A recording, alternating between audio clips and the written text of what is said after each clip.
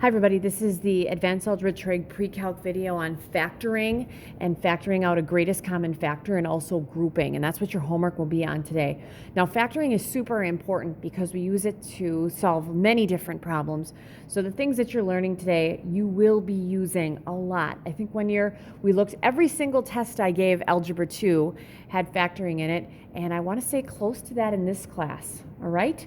So here we go. Factoring by factoring out a GCF. So a greatest common factor, I'll give you that. Can't write today.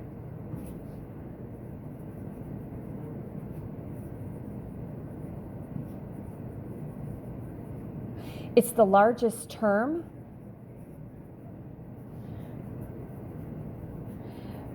that divides evenly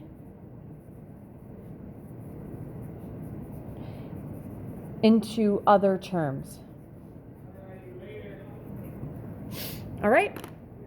So that's what we're talking about there, okay? Now, when we're factoring is changing.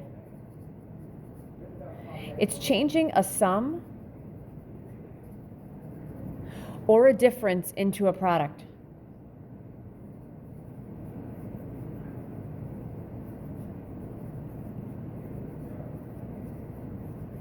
All right? And factoring out a GCF, this is what I call backwards distribution.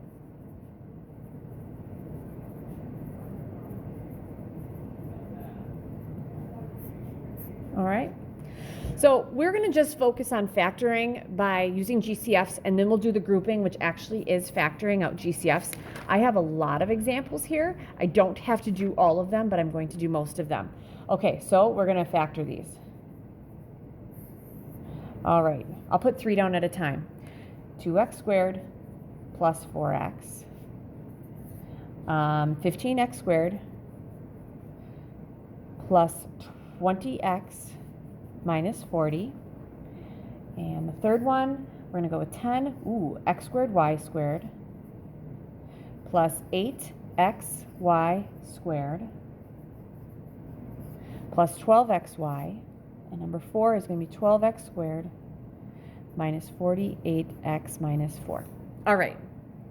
So this is basically saying, what did you distribute to get these numbers? So if we're going to factor, what we're going to do is we're going to have the GCF out here, okay?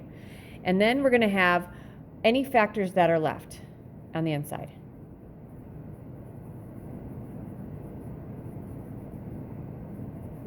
All right? All right, so here we go. What's the greatest common factor for a 2x squared and a 4x? Meaning, what divides evenly into a 2x squared and a 4x? Well, 2 and 4, they both are divisible by 2, so I'm going to start with the 2. All right? Now, x squared, there's an x squared here and an x there. If I have an x squared, there's 2 here and there's 1 here.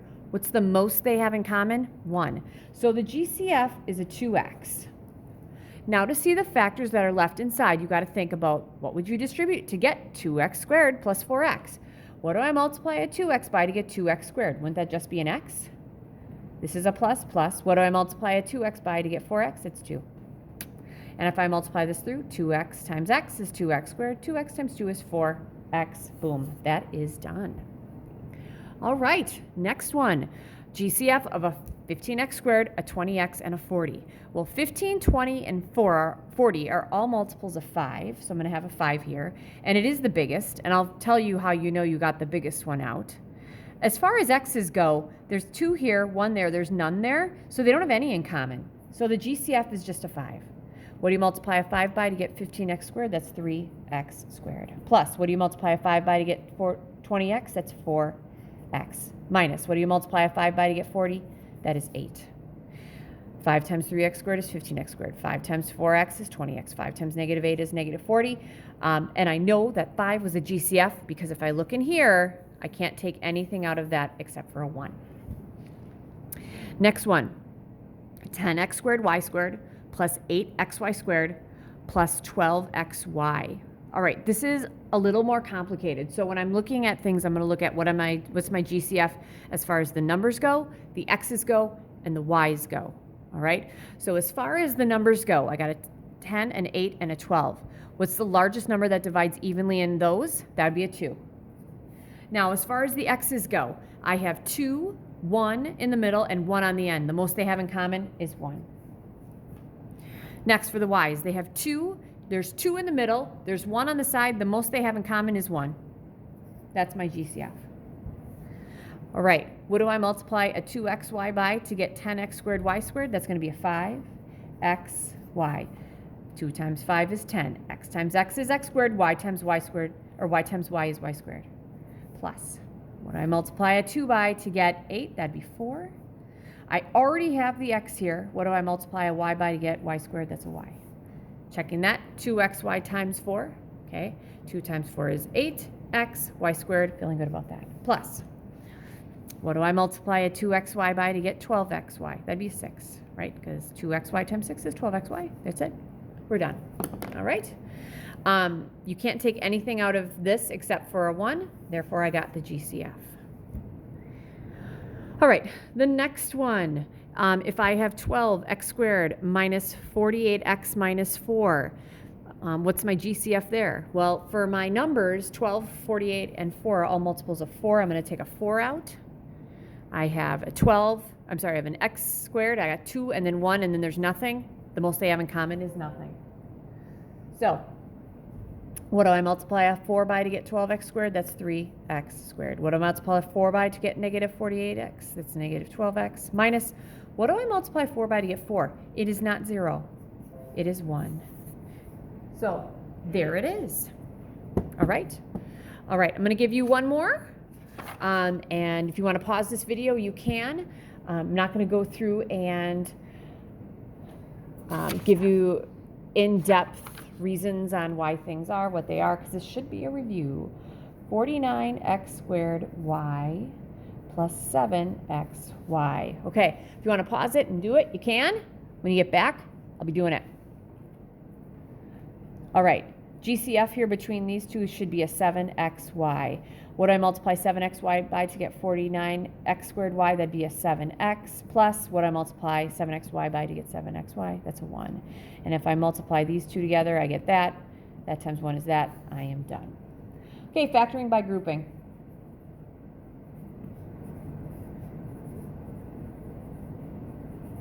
All right, number 6. We're just going to dive right into the examples. X cubed plus 4x squared plus 5x plus 20. All right, so for this one, you should always look for a GCF, you guys. That's the one thing about factoring. You should always be able to find some kind of GCF. And if you can't find one, that's okay. But every polynomial has the possibility of having a GCF. Now, is every polynomial going to be able to be factored by grouping? No. But GCFs, yes. So here's how you factor by grouping. Your groups should be in order. There's an x cubed and x squared, and then it goes just x and then the number. We're going to group the first two together and the second two. And basically what we're going to do is the problems we were doing before. What's the GCF for an x cubed and a 4x squared? There's an x squared here. Okay, out of this group, what would be left? X plus 4, right? Because x squared times x is x cubed, and x squared times 4 is 4x squared. Plus, what's the GCF for a 5x and a 20? That'd be a 5, right? I'd have x plus 4 there, okay? Because 5 times x is 5x, and 5 times 4 is 20. All right, so now I have these two groups, right?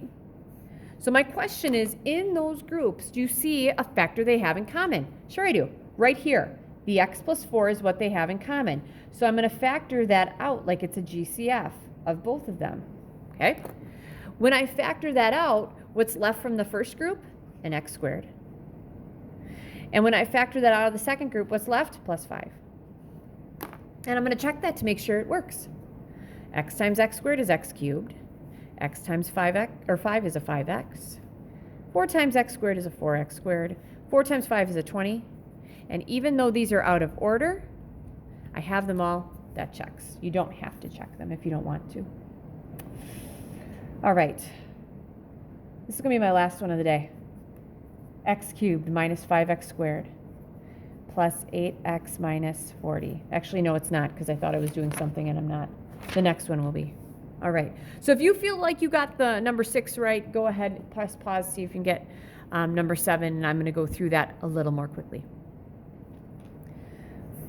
Okay, so as you can see, I have my groups together. The first group, GCF, is an x squared. There's an x minus 5 here. Second group, there is an 8 I can take out. There's an x minus 5 here. Looking at both groups, they both have in common an x minus 5. That's out. And the x squared and the plus 8 are the things that are left. And that's factored. All right, now, if I pause here and I look at things, do you guys notice that the terms in the parentheses are always the same? That's what I want. Okay, focus on that because they have to be the same. Last example. This is number, I think it's 8. Sorry, I went out of my order on my notes. 8. 2x cubed plus 14x squared minus 3x minus 21. All right? Okay, I'm going to group these again. This is the beginning, really no different. 2x squared is my GCF here. I'm going to have an x plus 7 here, right? So now I'm going to stop and just say, okay, what should be left in the parentheses here? X plus 7, right? Right. So is there anything I can factor out of here so I'm left with an x plus 7? Yeah, negative 3, right? Negative 3 times x is a negative 3x, and negative 3 times 7 is negative 21. Fantastic. So now, what do I have in each group? What can I factor out? An x plus 7. When I factor the x plus 7 out of here, what's left?